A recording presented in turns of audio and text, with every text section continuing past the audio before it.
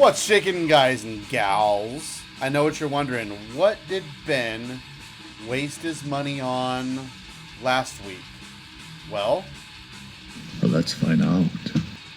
Anyways, this is a collection update.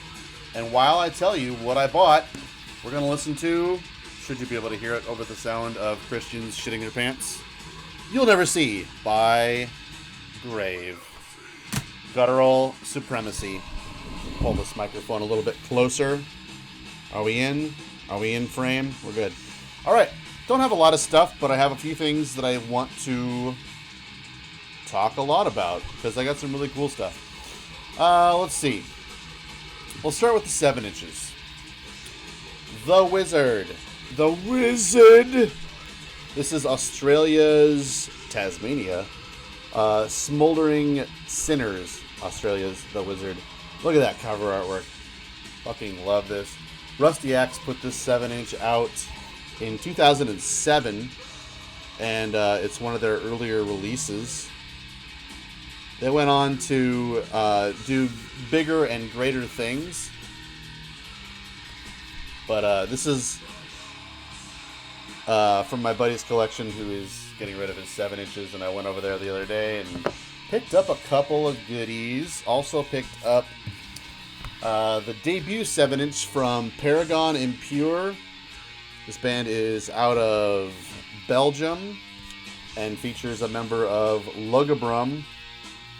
This is just some really insidious, nasty, well done black metal. I always remember that this 7-inch has an engraving on it. I've never seen like a message on here other than just like the label name and stuff like that. Paniac Records put this out. Anyways, it says, "I never killed a man, but I read obituaries with pleasure." So spooky. You guys are spooking me out. So that's Paragon Impure in commemoration of Ishkarioth, which I think is like a Judas Iscariot in a different language or something. I don't know about all that God shit. I just listen to the music that tells me that he sucks. So I also visited the local record store the other day. The guy who owned my local record store since the 70s passed away last year, and it was really a bummer. And I really wondered what would happen to the store after that. And I've been pleased to find out that some former employees taken over the store, and they have said this store will change not one iota. We will keep it the same way that Kirk always did. And I was just so humbled by that and pleased. I decided I need to make it down there more often and spend more money. So, got a couple of 7 inches. The first one, this was in my local section. This is Traffic Death. This band is out of Des Moines, and my friend Christy is going steady with their guitar player. Former singer of Black Market Fetus. If you're not aware of Traffic Death and what they are doing, kind of bringing to light like 80s VHS culture and horror movies.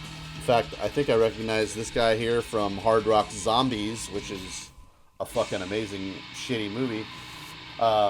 Just like crossover thrash, kind of street punk, throwback kind of stuff. Got some spooky vinyl going on there with some red splattered blood stuff. But yeah, just some crossover thrash kind of stuff. It's kind of fun. Songs about hit and run, stuff like that. Another Iowa punk band, only, I don't know, punk? These guys are kind of in a league of their own. These guys were out of Iowa City, and this originally came out back, I want to say 92 maybe. This band is called Los Marauders, and this 7-inch is called You Make Me Come in My Pants. Friends of mine in this band, in fact, this was recorded just a couple blocks away from my house. This comes on black vinyl. I think there wasn't really much colored vinyl going on back in the day. But this is super fun. This Los Marauders is just a super fun band. If you know the Mummies, I guess, kind of like a funny, I guess, hillbilly sort of punk band. These guys are just really in a league all their own. I really don't know what to call them, but you've got to check out Los Marauders. Folks, we beat Los Marauders. We're here to have a good time. Play Mercy, boys.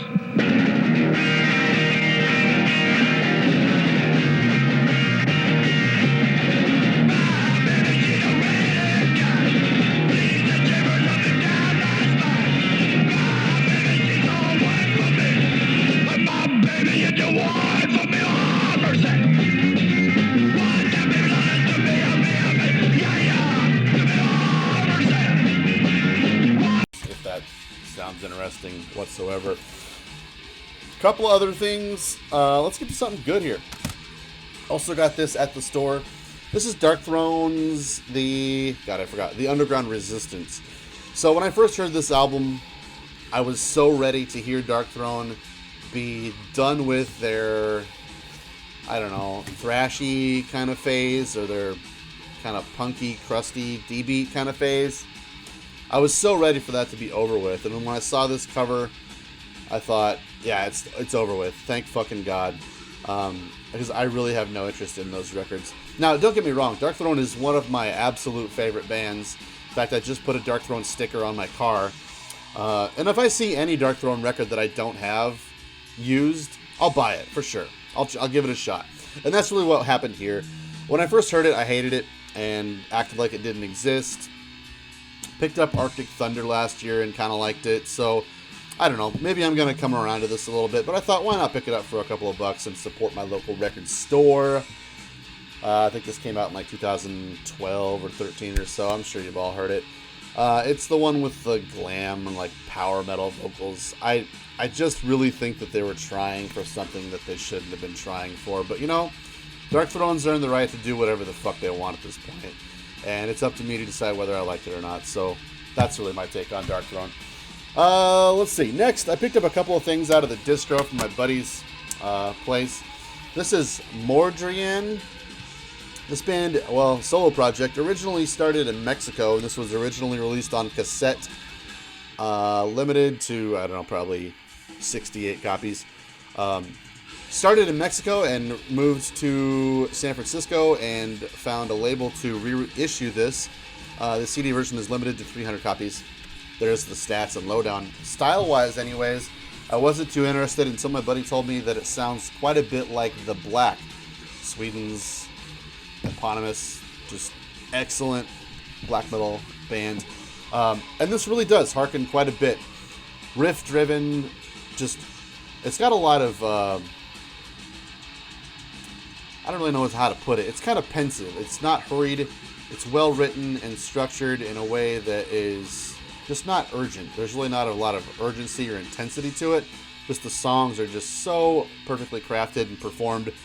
This is a one-woman project from San Francisco, Mordrian. And this fucking blew my mind, I gotta say. This is Muspelheimer with their... This came out about a year ago. Nidhogger on Amor Fati Productions. Not a whole lot to look at here, but this is some just absolutely nuts riffing. I don't know, a little bit of lyrics going on there.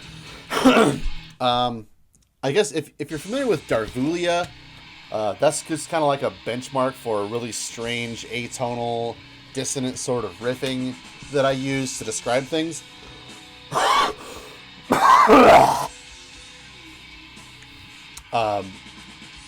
In the end, it doesn't necessarily sound all that much like Darvulia, but as a leaping off point, riff-wise, I would say you can make some comparisons.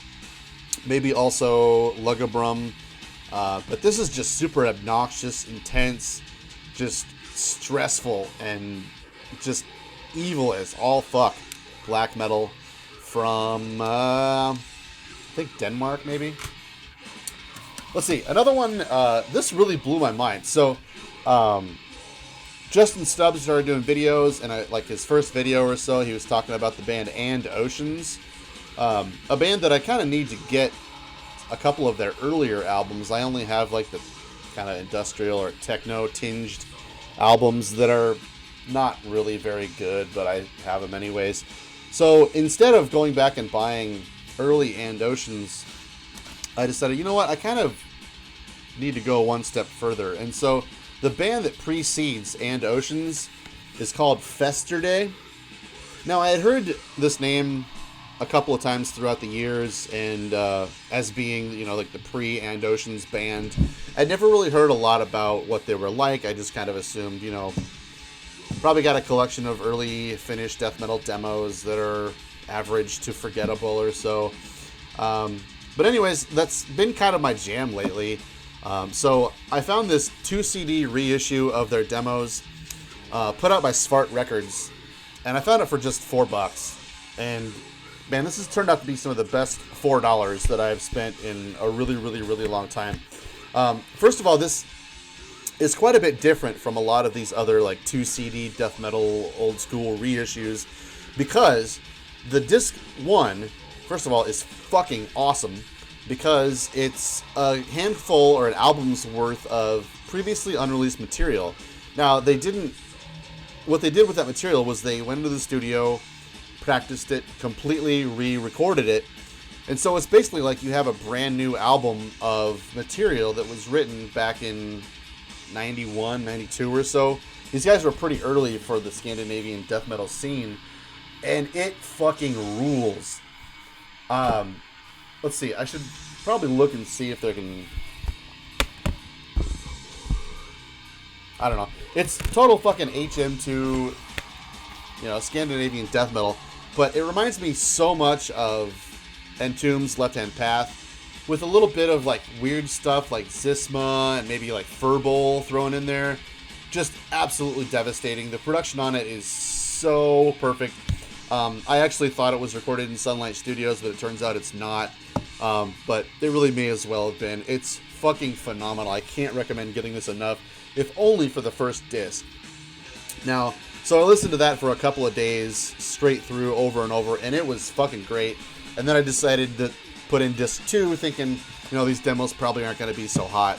But actually, I've been listening to them quite a bit also. Disc 2 has some great demos. They're remastered. They sound excellent, and they aren't really boring. There's a lot of really interesting ideas going on. And if you put it in the context of these demos coming out back in 89, 90, and 91, this is some really forward-thinking death metal for its time. And it's really interesting to come across just really out of left field. So pick this damn thing up. Svart Records put it out. You can get it for under $10, and you won't be sorry about it. There. Last but not least, we got Skyforger with Semigal's War Chant. Now, I first heard about this demo, which was originally a demo cassette, when I was reading a Nordic Vision magazine back in 1998. Thought it looked interesting. And several years passed by, never got around to ordering it, yada yada yada.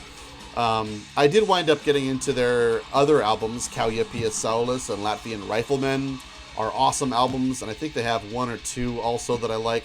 There is a real dropping off point with Skyforger where they really went to shit, but I did manage to see them live in Minneapolis a couple of years ago, and I should have picked this up when they were in town, but I didn't. Anyway, so this is the reissue on Folter Records of their demo cassette. Now, what they did was they added a couple of extra songs, 4 extra songs on here, and they suck. But this demo is so good. Lots of just super pagan Viking sort of stuff. Lots of interesting, I guess, ethnic instrumentation. They are from Latvia. And this booklet is kind of cool. It's got a lot of history of the band photos, and lyrics, of course. So, nice band photo there. Also, been meaning to check out their previous band, Grindmaster Dead. Been meaning to get around to that, so I think I'm going to do that as well. So yeah, that's Skyforger, and that's what I have bought in the last few days. I don't know, we'll see you next time. I'll have another pile about this big of stuff that I bought. Thanks for joining me. We'll see you next time.